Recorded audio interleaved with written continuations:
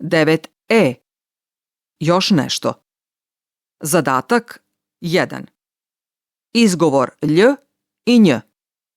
Slušajte i ponavljajte.